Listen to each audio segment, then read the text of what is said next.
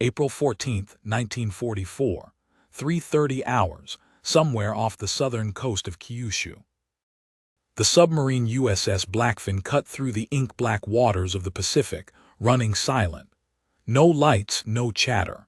Inside, 47 men moved like ghosts, their boots muffled, their eyes hollow with tension. On the aft deck, Commander Richard Hale gripped the rail as spray slapped across his face. A diesel growl throbbed faintly beneath the surface, just enough to keep trim. Every few seconds he glanced to the east toward Japan. There were no stars tonight. The sky was a sheet of oil. In the torpedo compartment, 4 cases sat chained to the deck, each one no longer than a duffel bag, wrapped in waxed canvas and stamped with dull black stencils. Project Furnace. Each case weighed 37 pounds. Each contained less than a gallon of material. But if even one reached its target, the war could end in weeks. Inside the cramped galley, a radio man leaned forward suddenly. "Sir, signal from Pearl, Priority Alpha. Repeat, Priority Alpha." Hale was already moving. He didn't need to read the message. He knew what it would say. The mission was a go. The first time he'd seen the material, it was inside a hangar in Nevada, delivered in an armored truck under armed escort. Even the guards didn't know what they were carrying, only that it had to be moved in pairs, under constant watch, and never allowed near open flame. One of the scientists, a young woman named Dr. Evelyn Kessler, had given him the briefing in a quiet, clinical voice. "If we deploy it here," she said, placing a black marker on a map of Tokyo, "we estimate an immediate blast radius of 700 meters. Firestorm zone 2 kilometers. Psychological effect," she paused. "Unprecedented." Hale had asked what it was. Kessler didn't answer directly. She only said, "We call it Meta-Incendiary Composite 12, but you won't need to remember the name." He remembered anyway. Now, 2 weeks later, he was watching the southern cliffs of Kyushu emerge through the periscope, counting down the minutes to a mission that didn't officially exist. On the deck, a team of 5 Navy UDT swimmers stood silent, already greased with black camo paste. Each carried a satchel charge and a waterproof pack containing a demolition kit, 1 knife, and 1 folding stock carbine. Their orders were simple: insert by night, cross 2 kilometers of jungle, and deliver the contents of the furnace payload to a Japanese fuel depot buried in the rocks above Kagoshima Bay. There would be no air support, no extraction. If it worked, the depot would detonate with enough force to make conventional firebombing obsolete. If it failed, the war would continue for years. At 400, the hatch opened. The swimmers slipped into the sea without a sound. By 6:15, the depot was already visible through the trees, squat concrete bunkers carved into a hillside, surrounded by barbed wire and a shallow perimeter trench manned by sleepy conscripts in ill-fitting helmets. They weren't expecting a raid. The Allies had never struck this deep on the Japanese home islands. But none of the 5 Americans slowed. They moved like shades through the undergrowth, eyes scanning, weapons low. Behind them, the ocean was vanishing into the dawn. Ahead of them, the future of the war pulsed inside a satchel the size of a lunchbox. One of the men, Petty Officer First Class Mason Clark, clutched it to his chest like it was radioactive. He hadn't been told what was inside, just that it wasn't to be opened, shaken, or exposed to heat. He was sweating through his uniform. The first Japanese soldier they killed never even saw them coming. A knife through the throat, dragged behind a bush. The second was silenced with a suppressed shot from 20 feet. No alarms, no flares. By 7:02, they were within 30 meters of the fuel bunker. Clark pulled the case from his pack and looked to his team leader. A single nod. He crept forward, heart pounding, dropped low, and slipped the metal package into the drainage culvert beneath the structure. He pulled the ignition wire taut and twisted the fuse assembly 3 times clockwise. Then he ran. At 7:05, the meta-incendiary composite ignited. To this day, no one knows exactly how the weapon functioned. The heat flash lasted less than 2 seconds. The air itself seemed to warp. Concrete turned to ash. Fuel tanks didn't explode, they vanished, consumed in a fire so hot it left no debris. Observers on the Blackfin, now a mile offshore, saw the flash before they heard the sound. It rolled across the water like a tidal wave of thunder, flattening trees, rattling steel hulls. The mushroom cloud didn't reach high like the later bombs. It spread outward, crawling low across the bay like a blanket of fire. Kagoshima Bay burned for 3 days. What followed was chaos. The Japanese military believed an American battleship had shelled the depot with a new kind of incendiary shell. Others believed it was a fuel accident. The Emperor's War Council received conflicting reports. Thousands dead, fuel reserves erased, no enemy contact. No one knew the Americans had touched Japanese soil. In Pearl Harbor, Admiral Nimitz read the report with a clenched jaw. "If this works twice more," he said to his staff, "we may not need to invade." But Washington hesitated.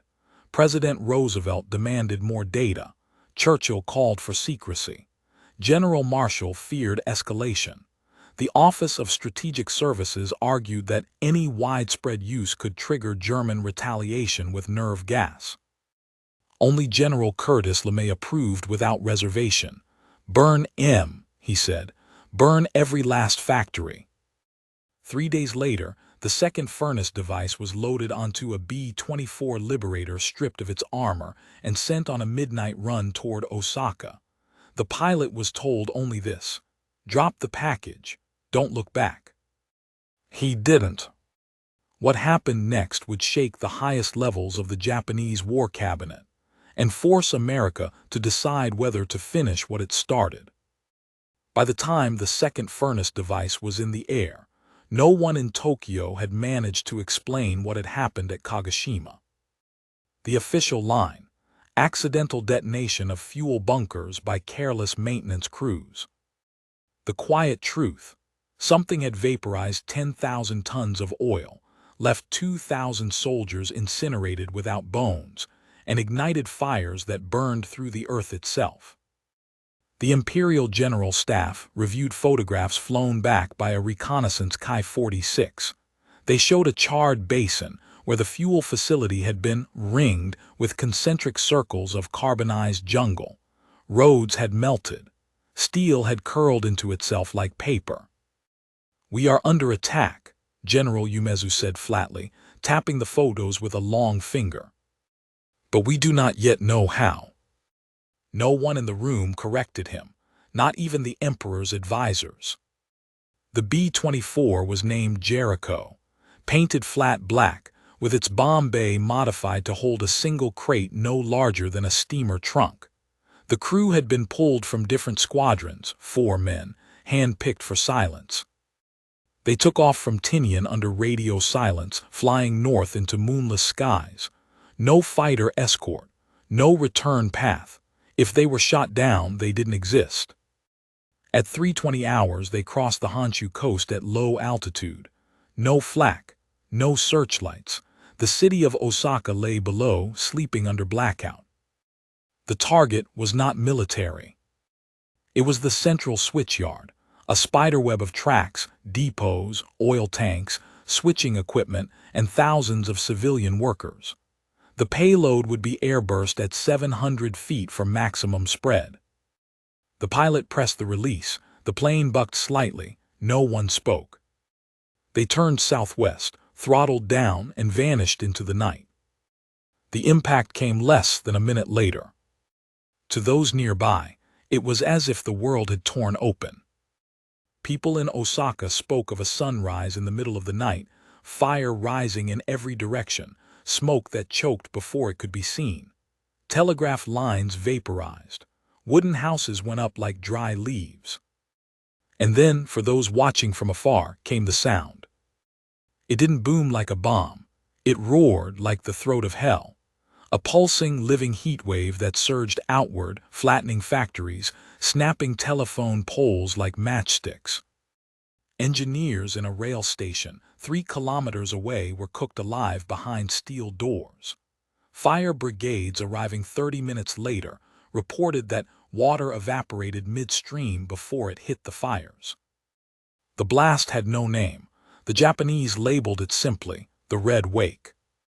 Back in Washington, President Roosevelt read the decrypted after-action report in silence. The Oval Office was sealed. Only General Marshall and Vannevar Bush were in the room.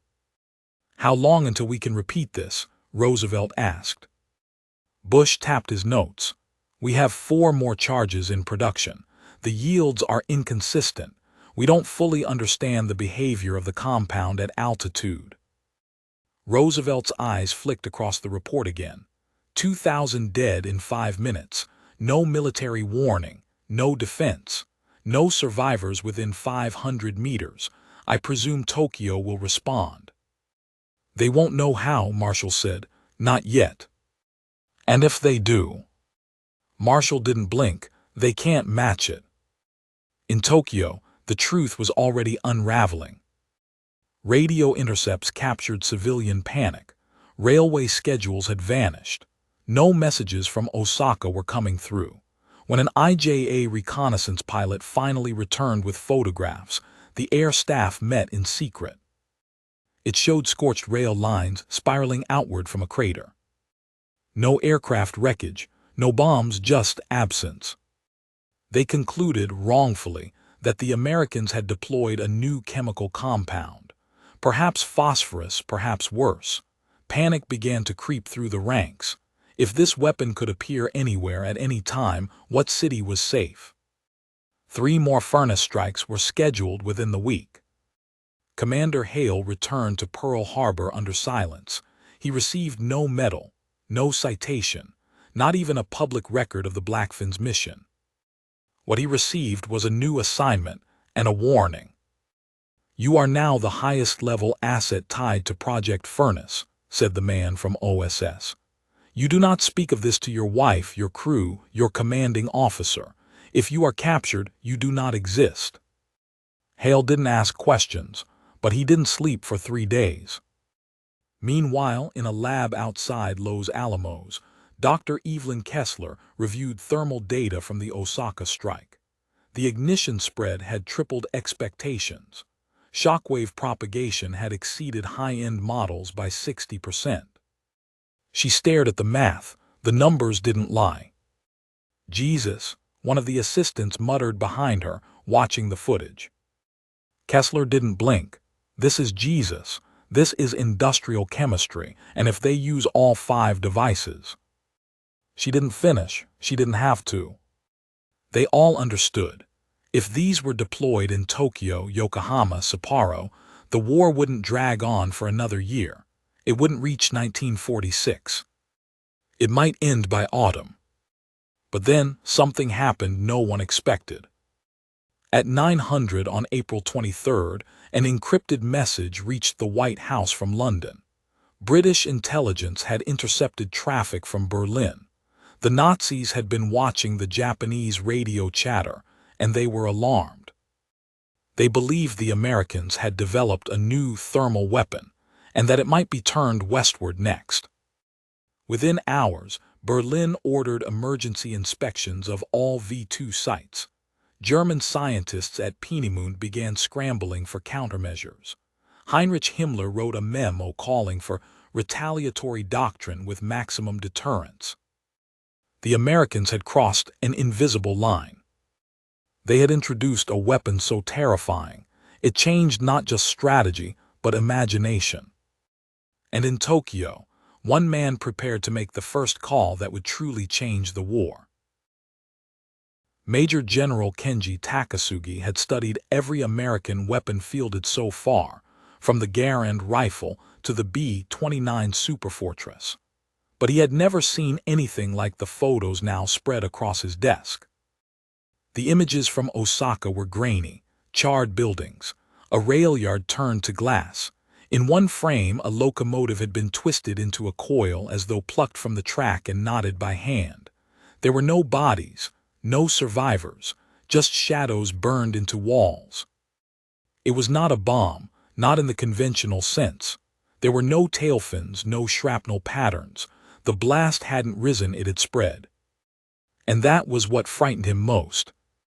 He lit a cigarette with shaking fingers and called his aide. "Send a message," he said, "to the Emperor's inner circle, immediate. I need an audience within 48 hours. He paused, exhaled. "And tell them this is not a request." That same day, the Jericho crew landed at Tinian under strict blackout. Their bomber was rolled into a sealed hangar.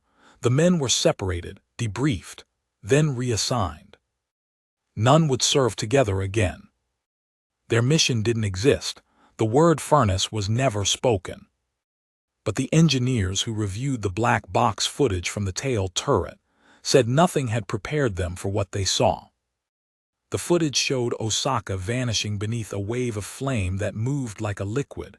Whole districts went dark, then bright, then gone. One engineer simply left the room and never returned to the project. Another spent the night tearing apart the bomb casing with his bare hands, trying to understand how the payload's casing had survived the drop. It hadn't. There was nothing left to recover. Only the echo of fire. In Berlin, Hitler summoned his rocket scientists and barked orders no one knew how to answer. "Do we have such a weapon? Can we build one? Is it nuclear?" No one could say, but the Abwehr had intercepted OSS traffic referencing a project codename, Furnace. Reinhard Jalin, head of foreign intelligence, met with Himmler and Göring in secret. His report was concise. "Whatever this is, it is not conventional. The Americans are testing something.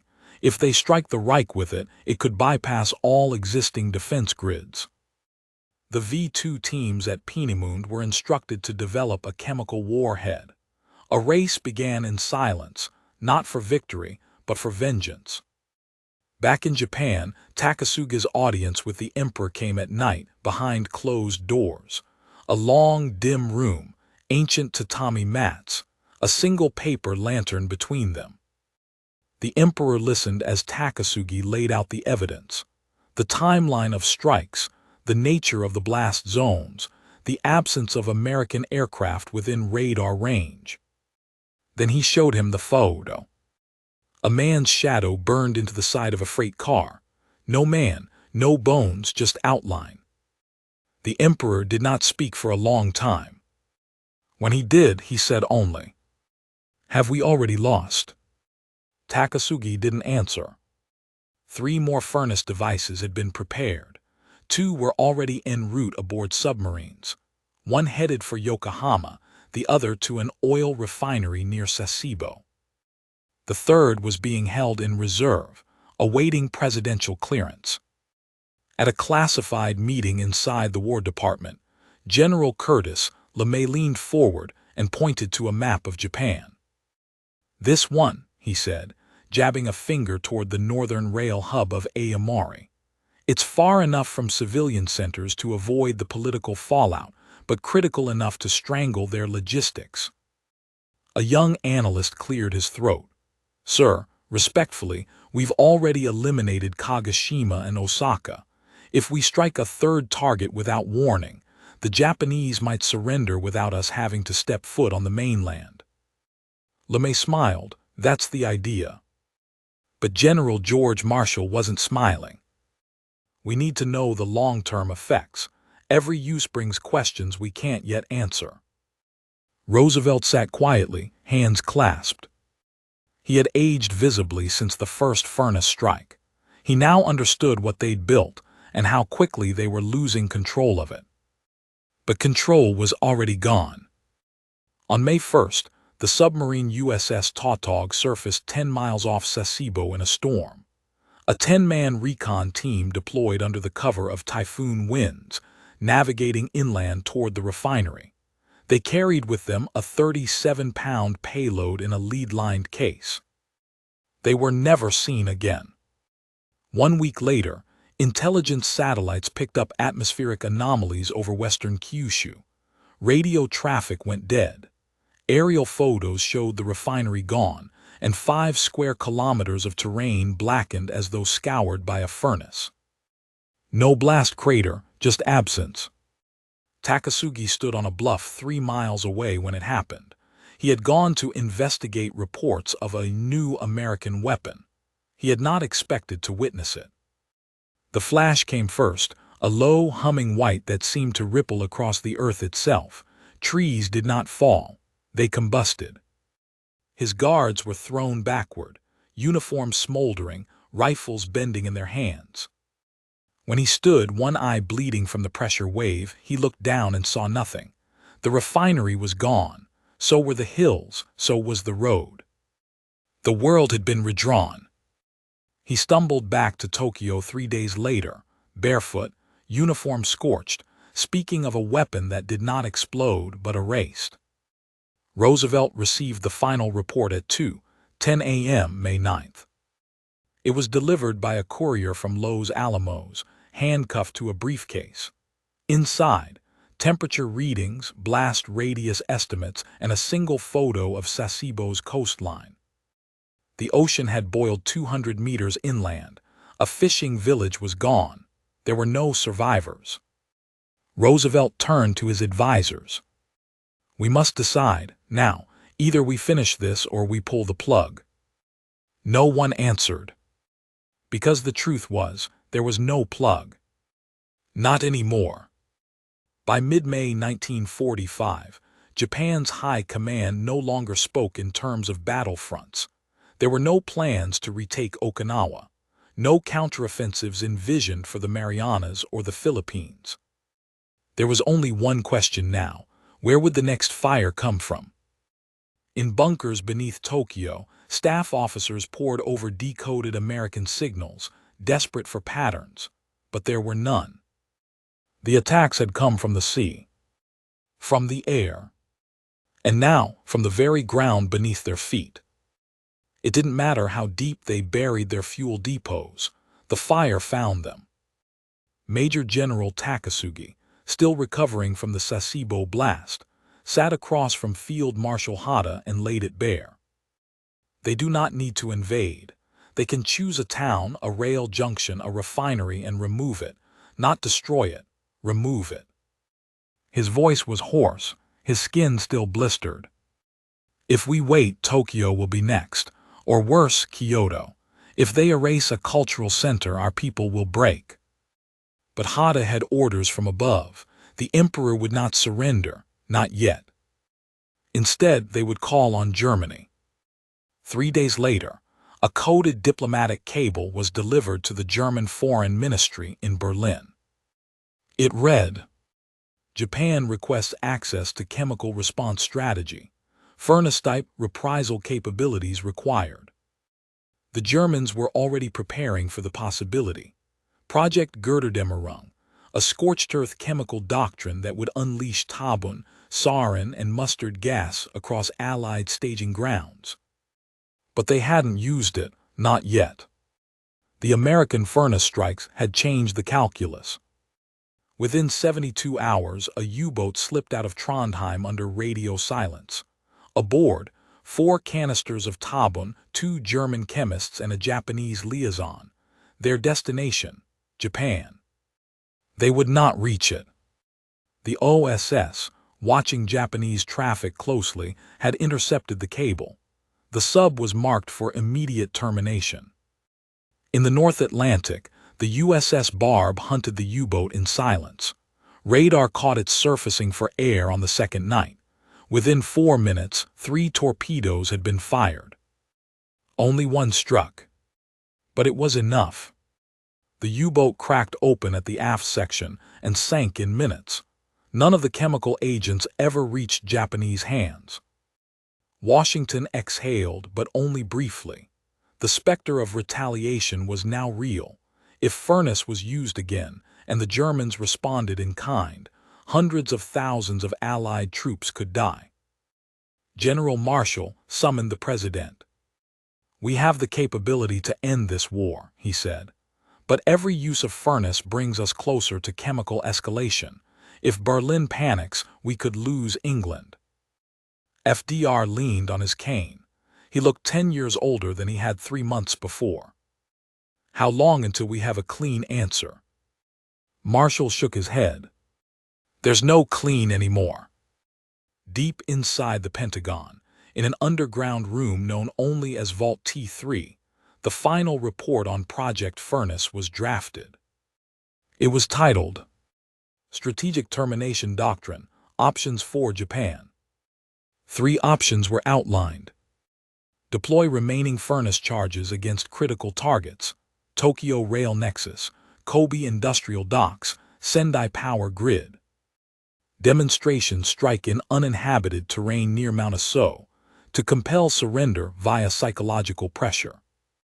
Cease furnace deployment, shift to conventional firebombing, and await Soviet invasion to split burden. The president had 3 days to decide. At Los Alamos, Dr. Evelyn Kessler reviewed the reports and made a private calculation. If a 4th furnace strike was ordered, there was a 72% chance Germany would retaliate with Tabun gas against London or Allied forces in Normandy. She sent a direct memo to Roosevelt. No bureaucratic filters, just 1 sentence. The 4th fire may burn backwards. He read it in silence, then ordered a halt to further deployment. But war doesn't wait. On May 28th, unconfirmed reports reached Tokyo of a 4th flash, near Niigata, a port city far from any previous strike. A mushroom of flame, no survivors. Except it never happened. There had been no drop, no submarine, no furnace package. Tokyo didn't know that. The fire had come from a fuel train derailment, igniting stored munitions. But to the frightened minds of the War Ministry, it felt like another strike. They believed the Americans were no longer selecting targets. They believed furnace was now automatic, a wave. And that belief began to change everything. The Emperor's advisors met again, this time in a reinforced room beneath the Imperial Palace. Takasugi was brought in again. We cannot fight what we cannot predict, he said. Your cities are becoming ghosts before the bombs fall, and our people are beginning to ask if the gods have left us. A long silence followed. Then the Emperor spoke. I will receive the peace offer. In Washington, Roosevelt died 2 weeks later. The weight of the secret had crushed him. Truman took office with half a briefing, a third of the facts, and no idea that Project Furnace had been the pivot point of the war.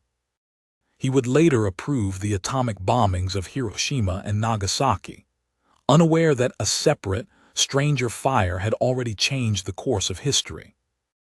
But for a brief window, in those quiet weeks of May and June 1945, the world stood at the edge of annihilation and stepped back.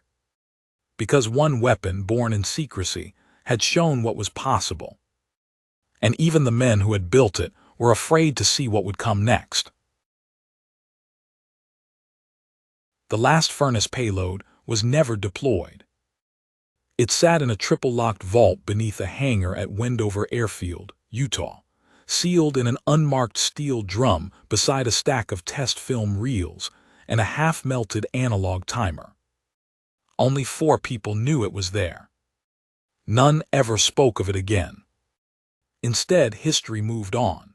Publicly, the war ended on August 15, 1945, with the Emperor's voice cracking through Japanese radios, telling a stunned population that the time had come to endure the unendurable.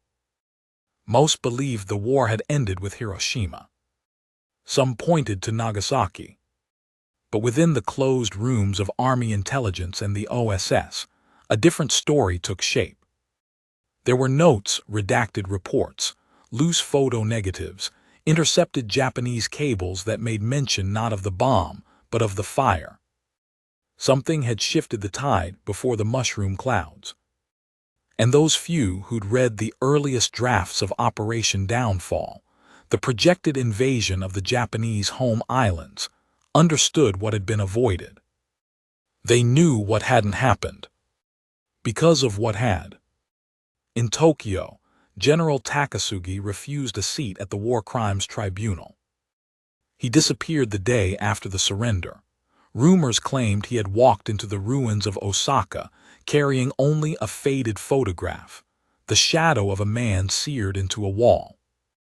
Others said he had gone to Sasebo, where the ground still pulsed with heat. No one saw him again. But a final letter, addressed to no one and stamped with his personal seal, was found inside a drawer at Army headquarters months later.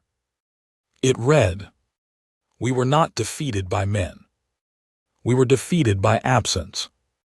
At Los Alamos, Evelyn Kessler was reassigned to another project before the end of 1945. She had requested removal, cited health reasons, but the truth was simpler. She'd seen what the weapon had done. And she understood something the generals never would. Physics doesn't ask permission, she once told a colleague. It only answers the wrong questions faster.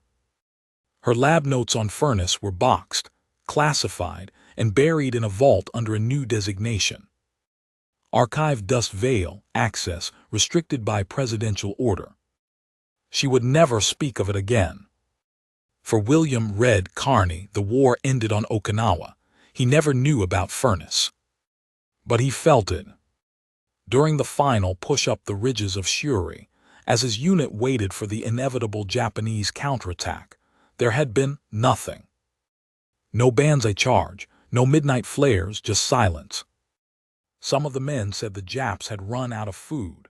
Others said the caves had caved in. But Carney remembered the faces of the prisoners, not defiant, not broken but hollow. Like something had already been taken from them. Something they couldn't name.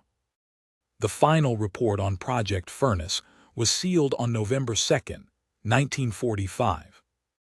No follow-up program was authorized. No production resumed. The remaining research was redirected into atomic thermal modeling. Years later, when asked why the weapon had never been used again, one Army colonel off record, unnamed, said, "Because it worked too well." And no one knew what would happen if it worked a fourth time. In 1949, a young physicist at MIT requested declassification of historical data on the Osaka rail explosion. The request was denied within 3 hours. A memo was attached to the rejection. It had no letterhead, just 5 typed words. "You don't light that match." The legacy of Furnace did not live in textbooks. It lived in the decision not to invade. It lived in the surrender that came sooner than expected. It lived in the silence that followed 3 fires and never became 4. The war ended as history wrote it. But somewhere beneath that official version, in the shadows of those erased cities, a different end still smolders. And for those who remember, the war could have ended not with a bang, not with a bomb, but with a fire no one could explain, and no one dared unleash again. Tokyo. A rainy afternoon clung to the city like fog. The streets smelled of concrete dust and old paper. On the upper floor of a Ministry of Defense building, a small, gray-haired man sorted files into metal cabinets no one opened anymore. His name was Koji Nakamura. During the war, he had been a second lieutenant attached to a logistics unit outside Sasebo. He remembered the blast. He remembered the heat. And he remembered the smell, the way it turned even steel into something that seemed organic. No one had ever interviewed him about it. No one had ever asked what he saw, and so he filed paper now. But sometimes, when the lights buzzed overhead and the rain struck the windows just right, he would stop, stare into the gray, and whisper to himself. They erased the ground. In Washington, the legacy of Furnace was buried beneath the mushroom clouds of Hiroshima and Nagasaki. It wasn't in the textbooks. It wasn't in the Smithsonian. It wasn't part of the archives President Truman later released about the Manhattan Project. But if you knew where to look, if you followed the breadcrumbs, a missing submarine report, a budget ledger with a 37-pound equipment line item, a deleted field report from a reconnaissance plane that shouldn't have been near Kagoshima in April 1944, the shadow of Furnace appeared. Once, then vanished. In 1959, during a routine remodeling of a lower storage bay at Wright-Patterson Air Force Base, an unmarked crate was discovered behind a false panel. Inside, a rusting steel canister, wrapped in layers of radiation shielding, with a stencil too faded to read. The crate was taken to a secure hangar and quietly incinerated with industrial-grade thermite.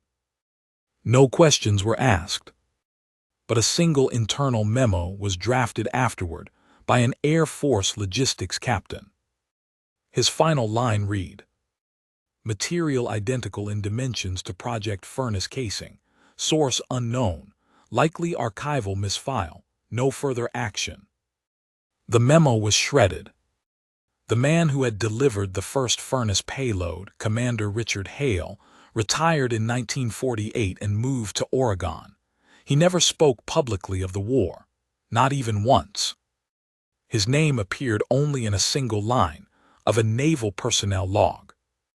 Detached, temporary reassignment, silent service, April 1944. He died in 1961 of a heart attack while chopping wood behind his cabin. Among his effects, his son found a small notebook wrapped in oilskin. Inside were a series of simple coordinates, drawn with shaking hands, and one phrase written over and over again in fading pencil. Never again without a chain. No one knew what it meant. In 1975, during a classified hearing in the Senate Select Committee on Intelligence, a senator from Arizona asked a witness under oath, "Has the United States ever deployed a non-nuclear, non-conventional incendiary weapon capable of destroying a city block with a single payload?" The witness, a retired CIA officer with silver-rimmed glasses and trembling fingers, paused. Then said, "Not to my knowledge." 3 days later, he was found dead in his home, heart failure. The file was sealed. But still, the whispers never fully stopped. Somewhere within a locked room at the Defense Threat Reduction Agency, a document exists, titled, "Furnace, Strategic Shock Doctrine and Controlled Denial." It contains the truth. 3 confirmed deployments. 1 halted strike. 1 final payload sealed and never used. The conclusion reads, "This weapon ended more than a war. It ended the belief that destruction had to be visible to be total. Furnace functioned not as an explosive, but as an erasure." The file ends with a warning, typed in bold uppercase. Never again without cause, never again without endgame. Today, the world remembers the atomic bomb. It remembers Hiroshima. It remembers Nagasaki. It remembers the mushroom clouds and the shadows on walls.